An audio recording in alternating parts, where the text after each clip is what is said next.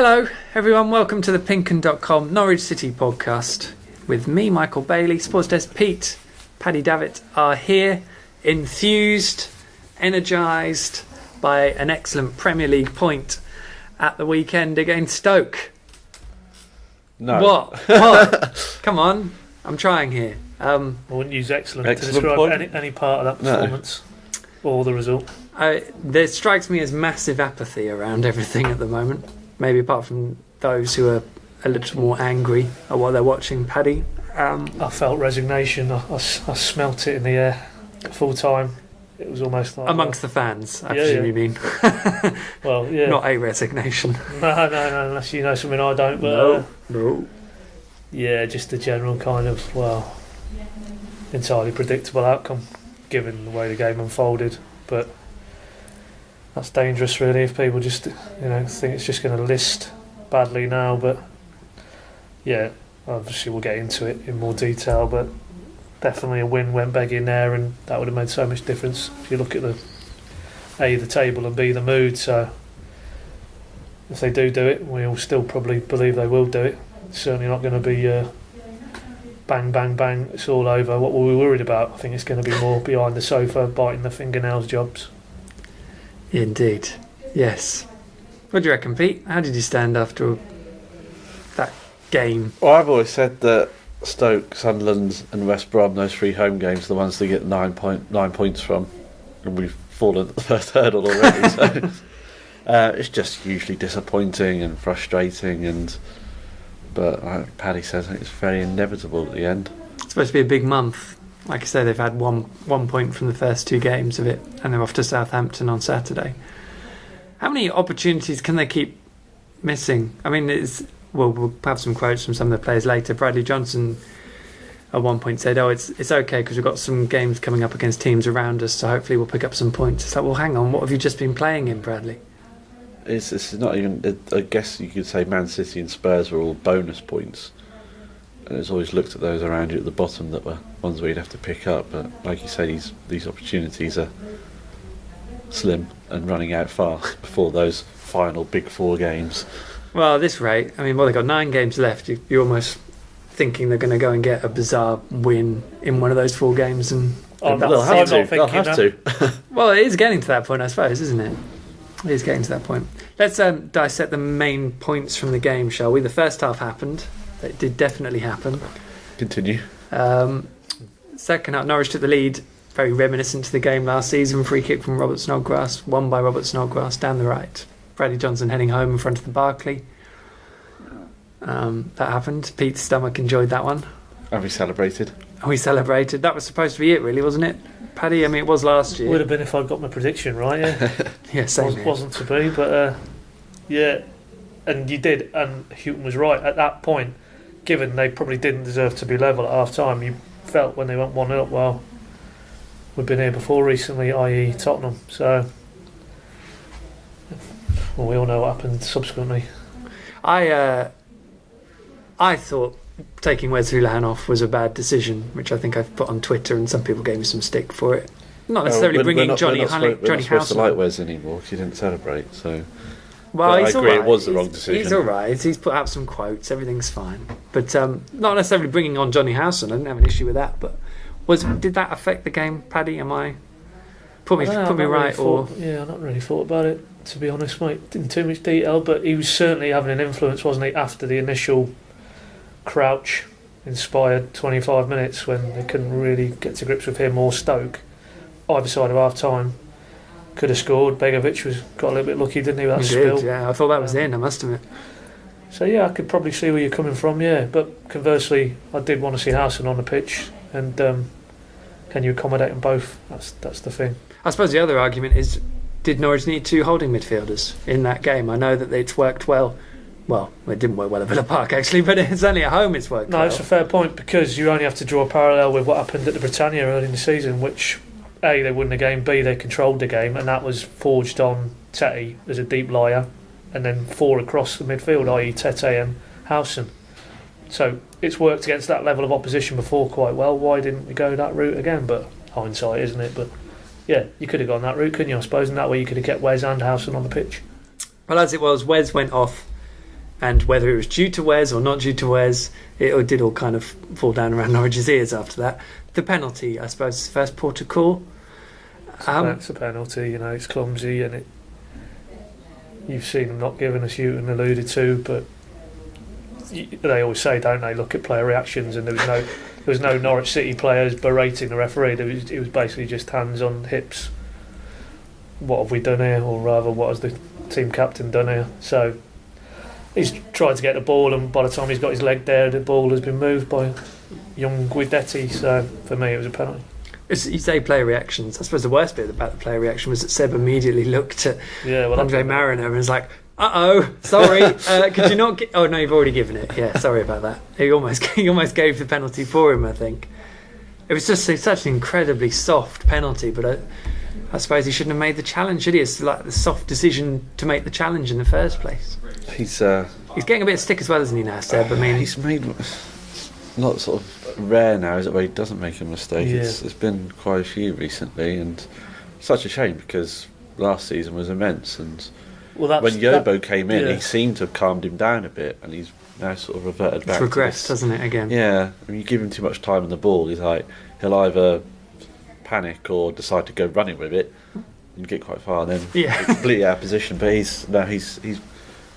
there was that little patch, wasn't he, where he sort of got a bit of form. I remember he did a story online and everyone questioned the headline. Oh, I would say he was in form. It's just recently coming into really good form, but Villa, and then this week it's just those mistakes that are really. But he's always had that in it. He always makes a wrong decision. I'm not saying always, as in every game you can rely on him to make a put, but his decision making is questionable.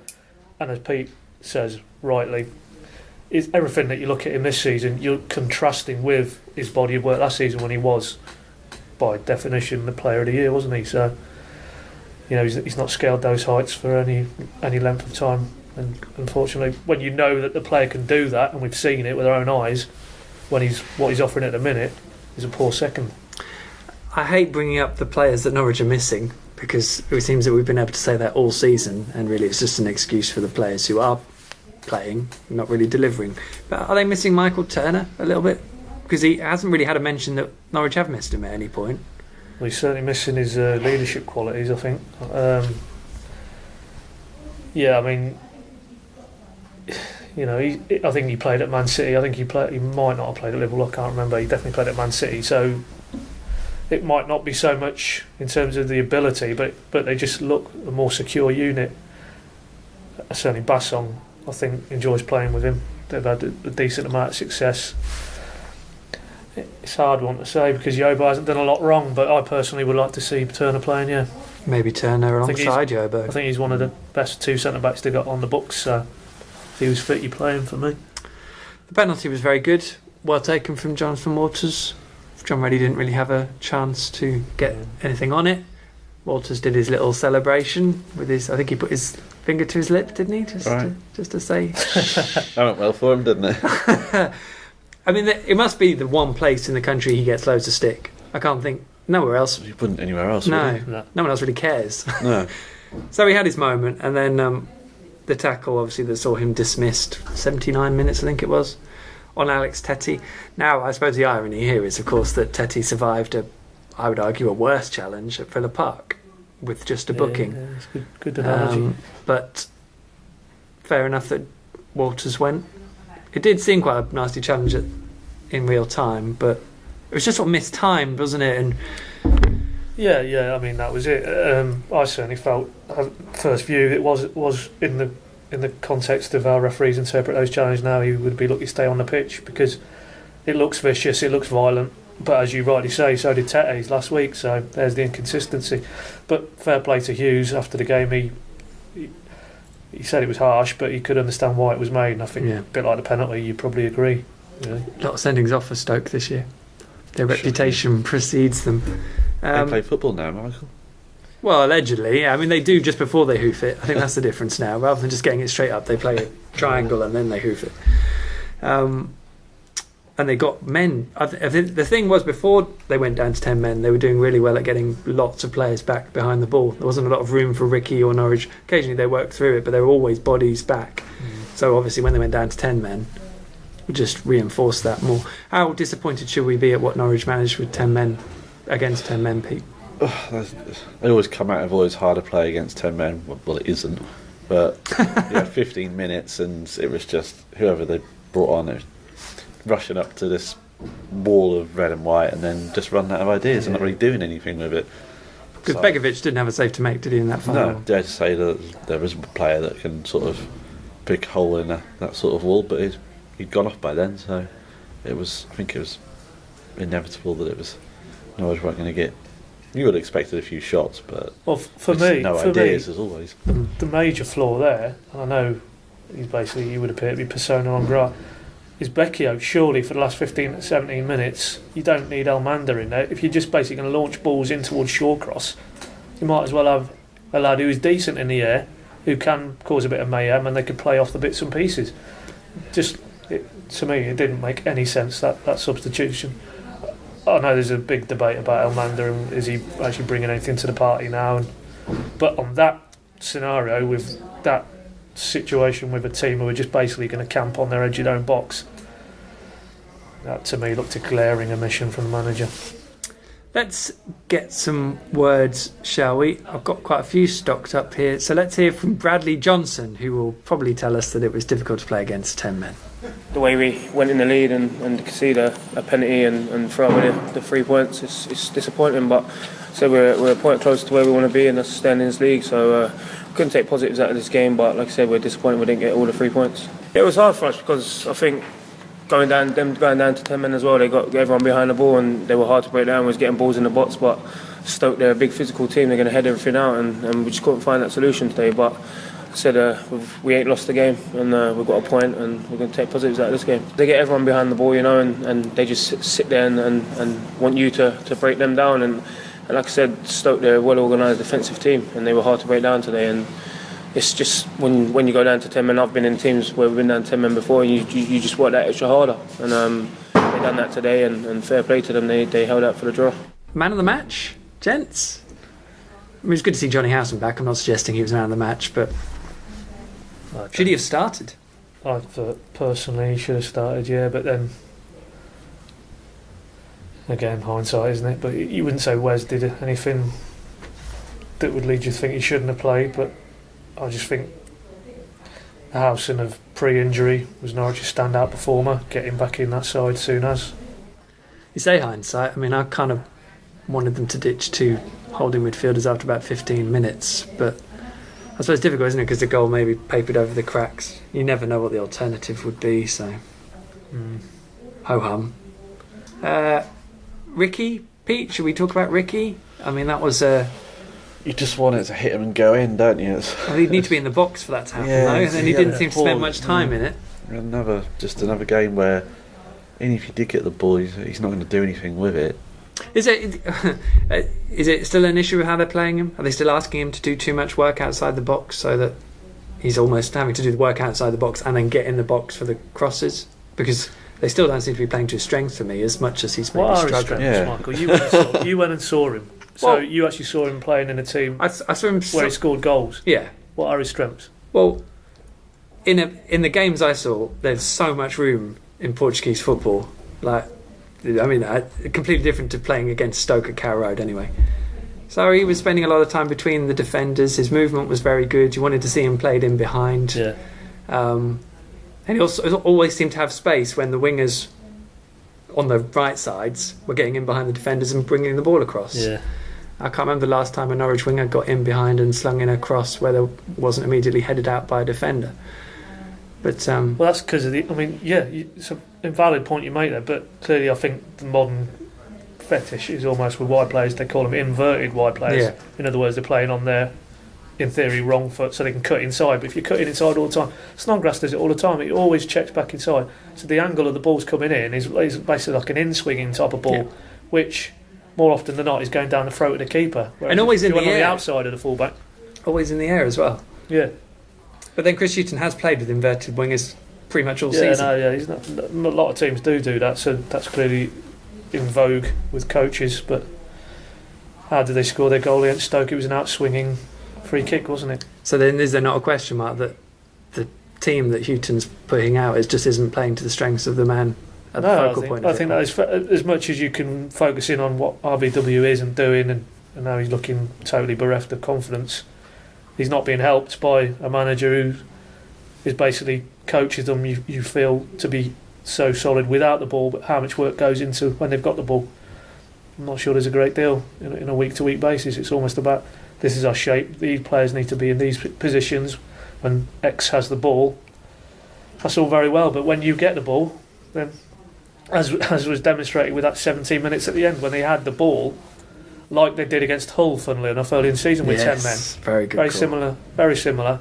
They just didn't have any real invention, or as if they knew what they had to do. So you feel, do they actually work with the ball on training fields? That time, of course, they had an hour of doing it, so it was even more painful to watch. I'm just checking. Houlihan came on at Hull. I would guess that was fairly late on for Redmond. It doesn't tell me which minute, but I thought I'd better just check that in case Wes was on and someone could blow my theory out of the water again. So there we go, we've got the answer. Switch Redmond and Snodgrass and Ricky will score. Well, I don't know if it's quite that straightforward. But let's give it a go. It's also a confidence thing. Absolutely. Scores were in his first game and then nothing since, and it's just, if we got a penalty now, would he take it? It's like, Norwich have got to get to grips with the fact that all their strikers are basically have zero confidence at the moment, and that's probably been the case for about 2 seasons now. Goals is also, that, he needs a good meal inside him and needs to get on the weights in the gym and not just fall over every slight contact. Well, that would be one for the summer. Because it's starting to annoy the fans. That would be one for the summer, and it is possible. Just need to be a Premier League club, I think, for that to happen here. Don't they all go to Nando's, get him down there for a while? Other chicken restaurants are available. Would Nando's work? Would that weight not just go on a different area? I don't want him coming back with a beer gut or a chicken gut. Goals keep sides up. We are Norwich a bit screwed because it's the first goal they conceded at home in, I did work it out, 400 this year in the league. 470 odd minutes at home, which is mightily impressive. They haven't scored more than 2 goals since December the 7th at West Brom. That is shocking. So I'm just wondering if that's why Basson is looking a bit sort of nervous at the back. Is it the weight of expectation on them to keep a clean sheet because they know it's not going to happen at the other end? No. They just need to score more than 1 goal. The amount of times that teams, if we'd have gone 2-0 against Stoke, that'd have been it. Yeah. I mean, Stoke are awful. They weren't going to score twice. Even with getting the penalty and keeping Walters on the pitch, you would still back Norwich to see it out. Sorry, I was just going to say, I mean, that stat is salient, because if you're a player in that Norwich team and you get 1 up, you know that the likelihood of it is you're not getting a second. So it's almost you're constantly playing on your nerves. Those defenders, what Pete rightly says, constantly on their nerves, because they know the men in front haven't shown any propensity to score goals. So it's almost like so fraught, and you can see that now the way they're playing. Yes, they've had a nice period of performances, but again, didn't score goals, didn't get the results they deserved, and now we're in the situation we're in. Let's hear from Ryan Shawcross, shall we? Very pleased in the circumstances. We're down 10 men, so we're always going to be delighted to come out of the point. It's a difficult place to come, and with us getting a lad sent off, it's always going to be difficult, so we're delighted. Ryan, Norwich have struggled to score goals all season. Did you get a sense of that coming up against them over those 90 minutes? I think anyone in the bottom 10 has struggled to score goals, that's why we're in the bottom 10.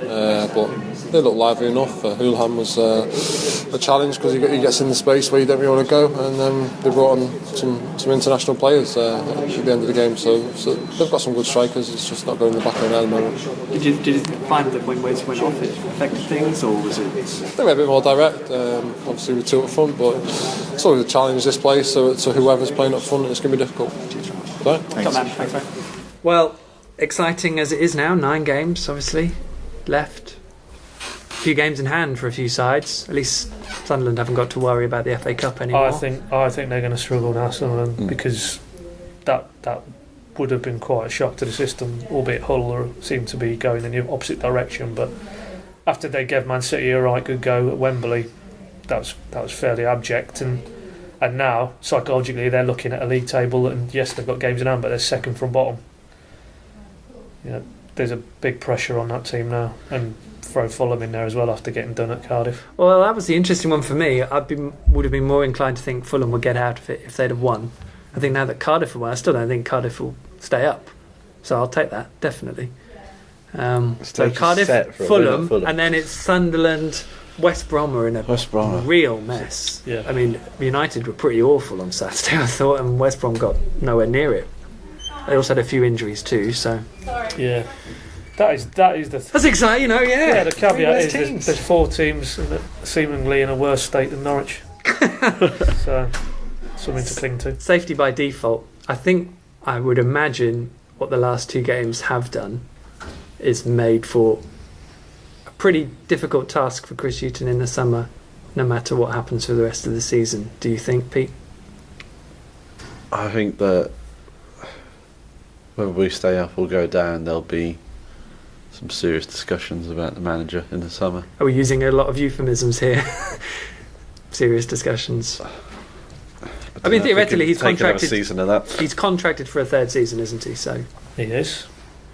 It's hard to say because if they do survive, there might be a feeling you work on a week. It's almost the feelings that we feel so week to week, month to month. You don't remember the drudgery at wherever. I'm trying to pick a game somewhere in November, December. Pick one, anyone. Yeah, anyone.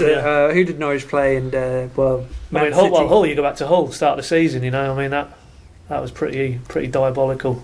The way that cards fell in that game, and they couldn't muster a win. But if they say up, then do we remember that? Probably not. So I think you can only really make that call. I think once we know whether Norwich are in the division or not. If they're not, then no, he's gone, isn't he? Let's be honest. If he doesn't keep them up. If he does keep them up, maybe they'll go with him again. We'll have to see. It'll be an interesting one. Because ultimately, he'll have kept Norwich in the division 2 seasons running. People might not like how he's done it, but it's still a decent achievement. It'll be up to the board to decide whether it's continual improvement, I suppose. We'll have to see. I don't know quite how the fans would take to it at the moment, because it's pretty clear what everyone's mood is, but oh well, we'll worry about that. Sometime after Saturday, we're off to Southampton, Pad.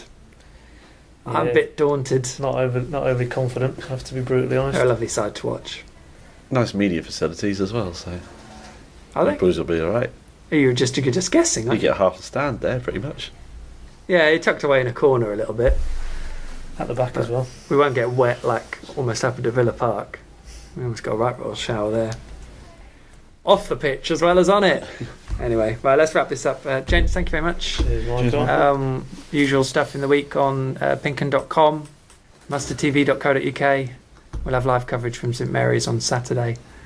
Tune in if you want, if you're not doing anything better. We'll see you then. Bye for now.